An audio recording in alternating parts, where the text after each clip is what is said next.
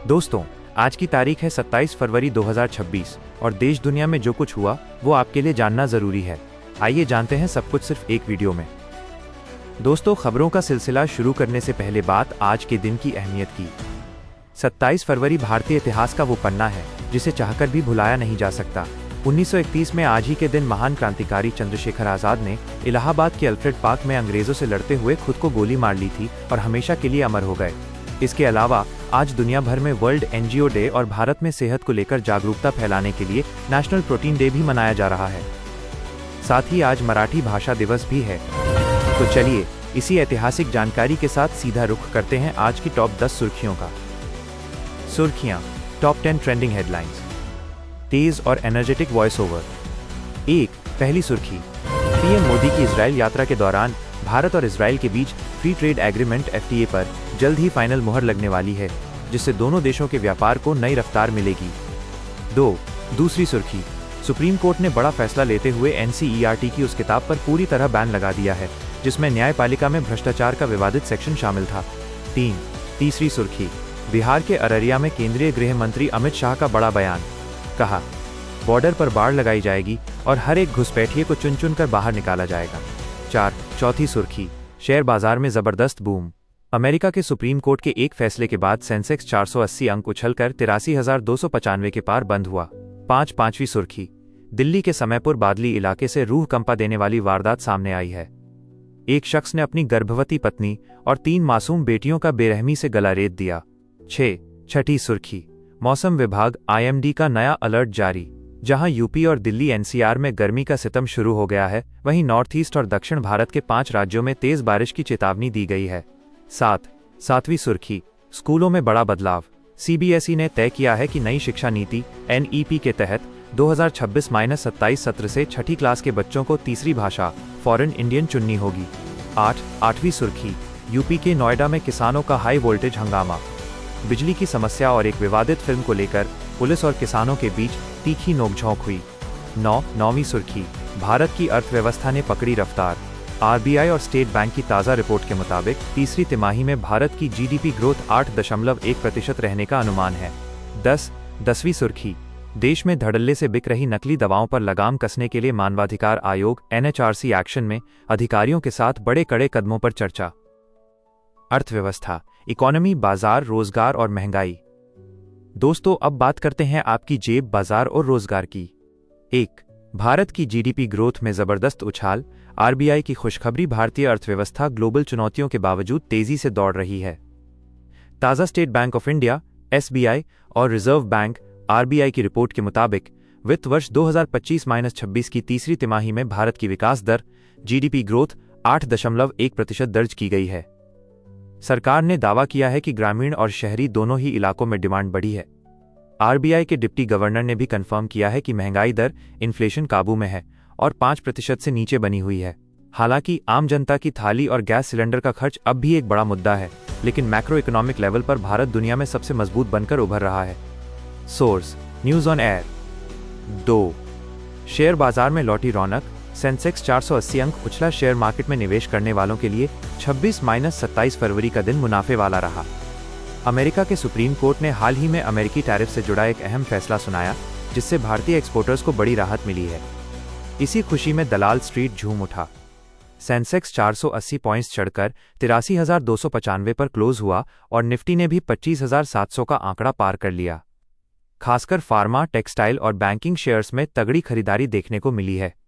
Source, BMS money. राष्ट्रीय राजनीति, national politics minus UP और बिहार। आइए अब रुख करते हैं सियासत के गलियारों का, खास तौर पर यूपी और बिहार से क्या बड़ी हलचल है। 1. बिहार के अररिया में अमित शाह की हुंकार, हर घुसपैठिए को निकालेंगे। बिहार में विधानसभा चुनाव का माहौल पूरी तरह से गर्मा चुका है।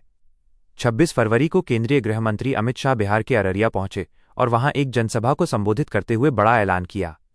उन्होंने दावा किया कि बॉर्डर वाले इलाकों बिहार, झारखंड, बंगाल में डेमोग्राफी तेजी से बदल रही है। उन्होंने वादा किया कि अगर सरकार बनी तो बॉर्डर को पूरी तरह सील किया जाएगा और हर घुसपैठिए को भारत की जमीन से खदेड़ दिया जाएगा।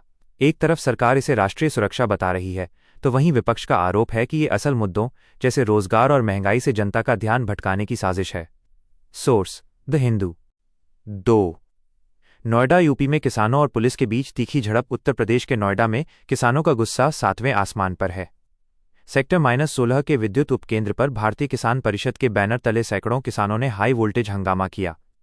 उनकी शिकायत है कि एक तरफ बिजली की लगातार कटौती से खेती और रोजमर्रा की जिंदगी तबाह हो रही है, और दूसरी तरफ यादव जी की लव स्टोरी जैसी कुछ विवादित फिल्मों के जरिए समाज में गलत संदेश दिया जा रहा है।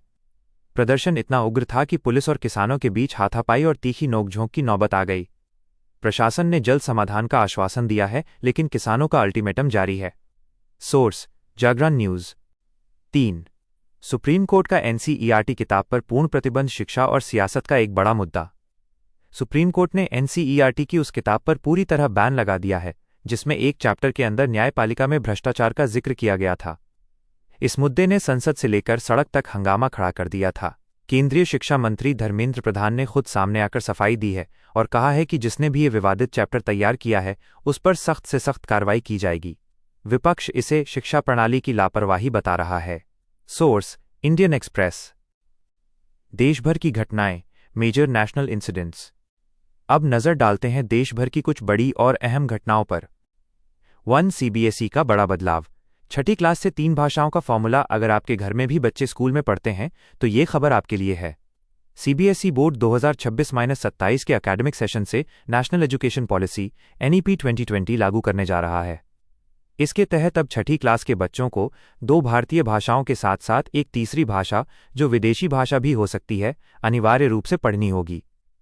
सरकार का तर्क है कि इससे बच्चों का ग्लोबल डेवलपमेंट होगा। हालांकि पेरेंट्स का मानना है कि इससे बच्चों के बस्ते का बोझ और बढ़ सकता है। Source: Indian express. अब बढ़ते हैं अगली खबर की ओर। 2. एनएचआरसी का एक्शन। नकली दवाओं पर कड़ा प्रहार। देश में स्पूरियस नकली दवाओं का जाल बिछता जा रहा है, जो सीधे आम आदमी की जान से खिलवाड़ है।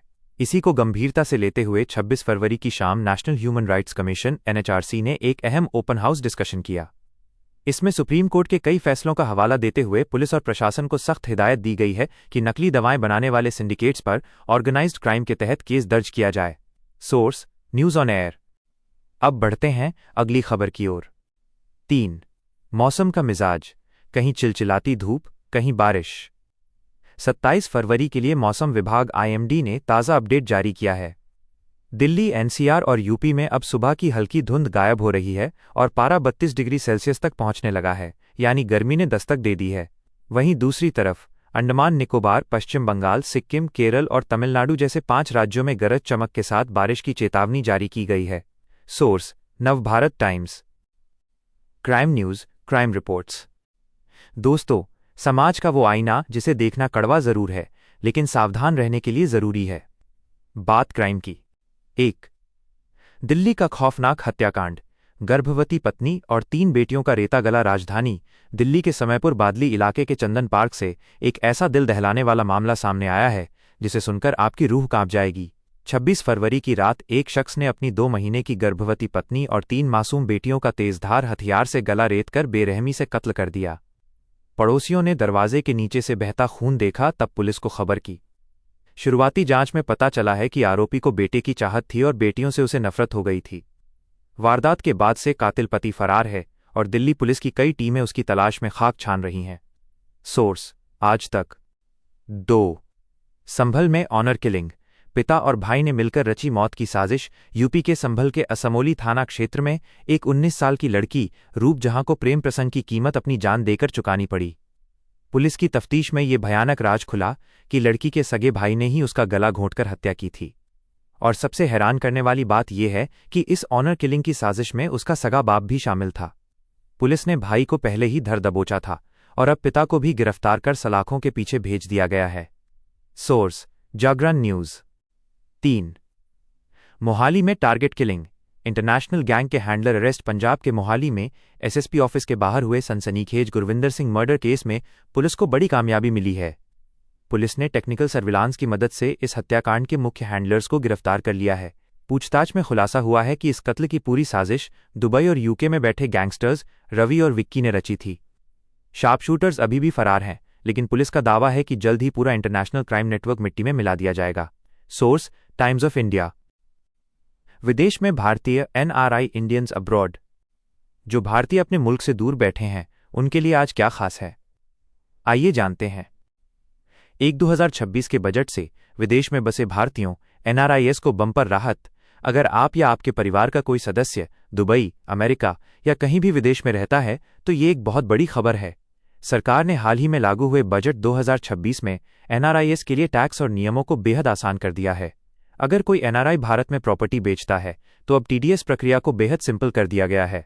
इसके अलावा विदेश में बच्चों की पढ़ाई या मेडिकल इलाज के लिए भारत से पैसे भेजने एलआरएस पर टैक्स टीसीएस को 5% से घटाकर सीधा 2% कर दिया गया है।